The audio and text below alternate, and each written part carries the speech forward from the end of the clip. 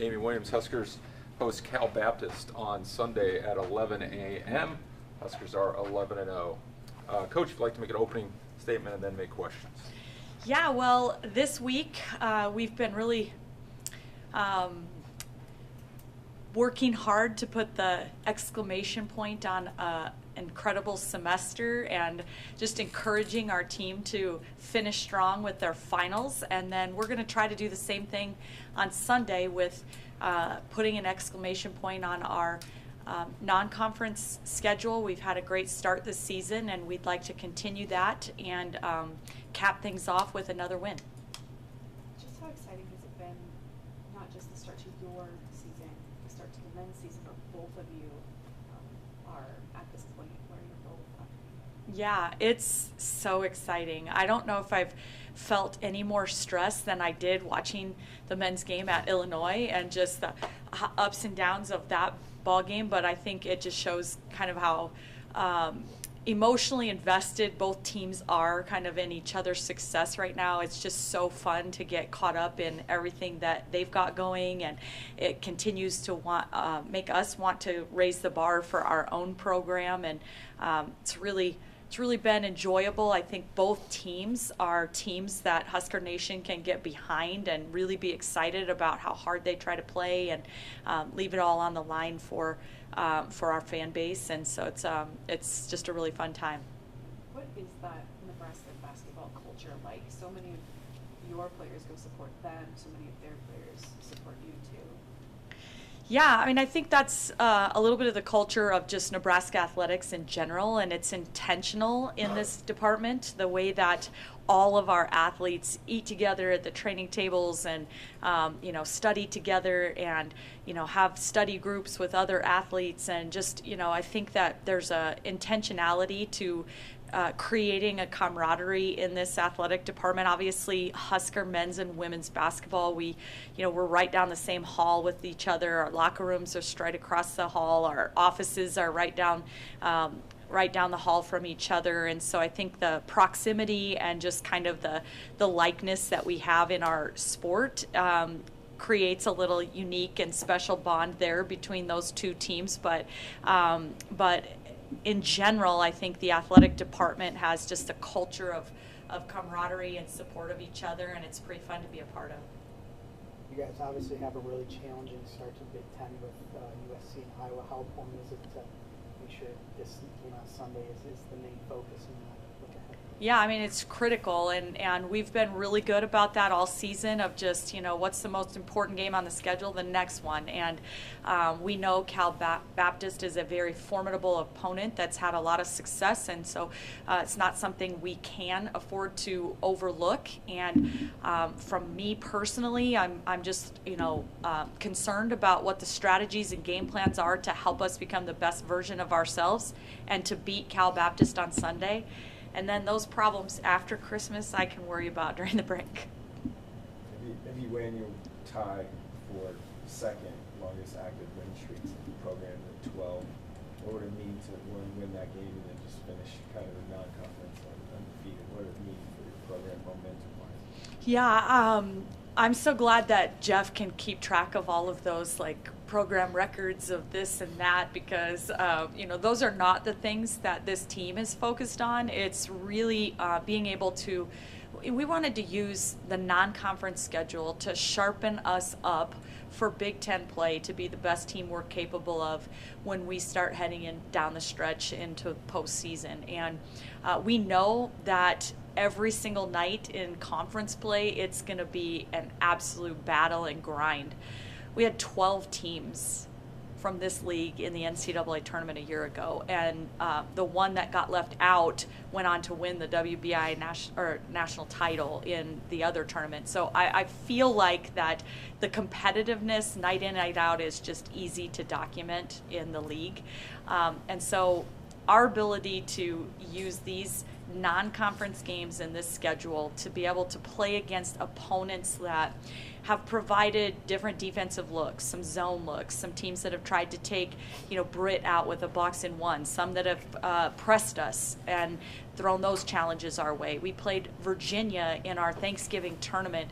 They were the #1 rebounding team in the country as far as rebounding margin and grabbing 50% of their missed shots, So that presented an incredible rebounding challenge when that was, a real point of emphasis for us. And so all of those tests that we've had in our non-conference schedule, we just feel like have been sharpening us up to prepare us for the competitiveness that's coming with the Big Ten Conference. Was that intentional, kind of, with the scheduling?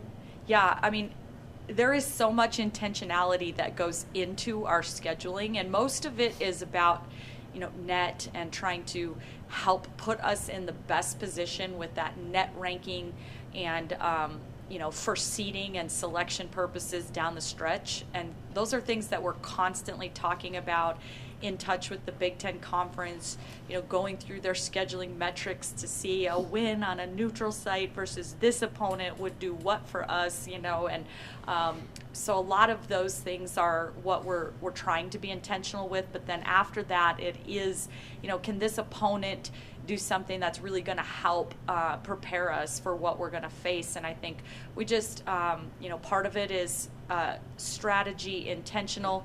Amanda Hart is our general manager. She's primary scheduler for us, and she's done a meticulous job. Part of it's kind of luck. You at this point, it's really hard to predict what another team's roster is going to look like when you're signing contracts, to be able to know exactly if this will be a team that's going to press you or what they're going to do. But I think, this year it's worked out that our non-conference schedule has really done for us exactly what we needed to do. Amy, can you please shed some light on Jess Petrie and just the way that she's evolved as a scorer? She's been in double figures in all but 2 games this season. Yeah, Jess Petrie is kind of the mama bear on the team, and I would say just one of the most mature athletes that we have. And I think part of that is she's been away from home for a long time when she, left as a high schooler to go to train at the Center of Excellence. And I think, it just creates kind of a maturity and a player that our team really looks up to. But it's been really fun watching her this year just because of the training that she's put in, play with a lot of confidence, and she shows that with her ability to just be versatile and take perimeter shots with confidence, put the ball on the floor from the perimeter with confidence, play with her back to the basket with confidence, and just bounce back and forth to whatever we need defensively. And I think it's showing with the confidence she's playing with.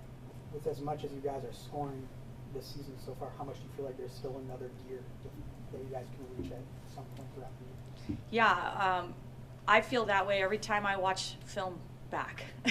and I think our team would agree that, we like to show some of the positive things when our execution was great, but we also have plenty of clips and opportunities where we can continue to get better and make reads be more deceptive, not have deflected passes, do the little things that will help us continue to raise the bar on the offensive side of the ball as well as defensively. What can you say about the mental toughness of your team? Because in the preseason press conference, it felt like much of the talk was who's not on the court. No Natalie, no Widener, but they haven't cared about that. They've just focused on who is out there and focused on their assignments so far. Yeah, I'm really proud of that, and I think that Natalie and Allison still have a large part to do with that, because our team sees the way that they're working their tails off in the weight room and in their rehab and out on the basketball court, just working to get back out on the court with us. They know how much those 2 young ladies would give to be available, and so I think that part of the success of a Maya Hargrove or a Logan Nisley, I mean, those are the type of players, Callan Haig, that want to play hard for Natalie and for Allison and for the players that don't get to be out there doing what we all are and what we love to do. And so I think they're massive impact, but I do think it has shown this great confidence and mental toughness that this group is like, hey, next man up, whoever can, whatever I can bring to the table, I'm going to do that for this team. How are the rehab processes going for those two? Yeah, I'm really proud of the way that they're working. I think that our staff, as well as those two individuals, are being very meticulous about reaching certain benchmarks and milestones before we push anything too fast or too far. But just really, just so proud of the way that they just they come in early. They're there. They work. They throw themselves into. They don't miss one single team thing to do rehab or their process.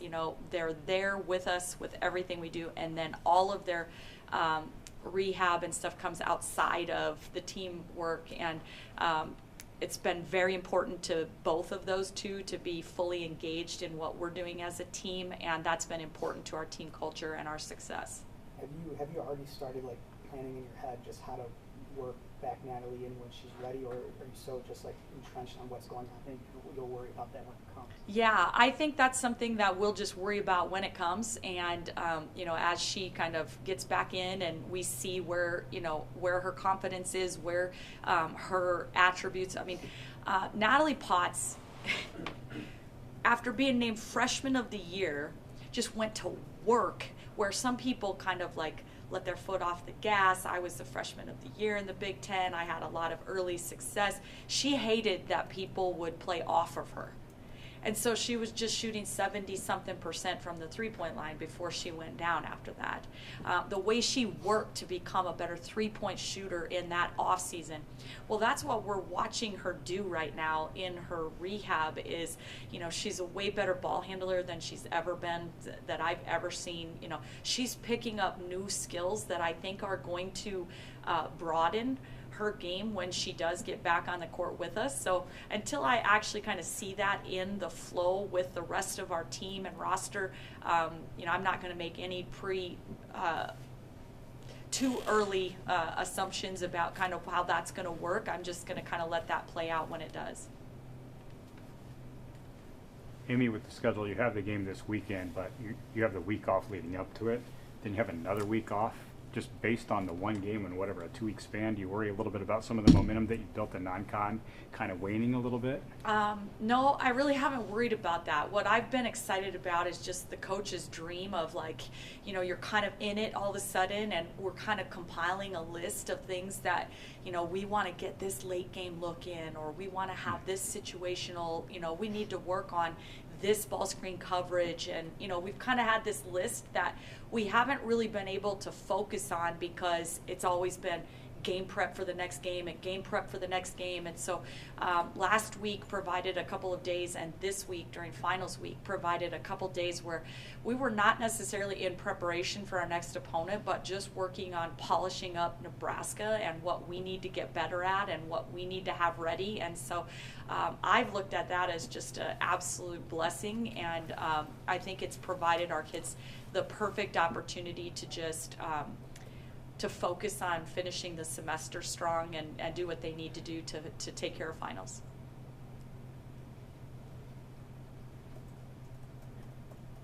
Okay, thanks guys. Appreciate you being here.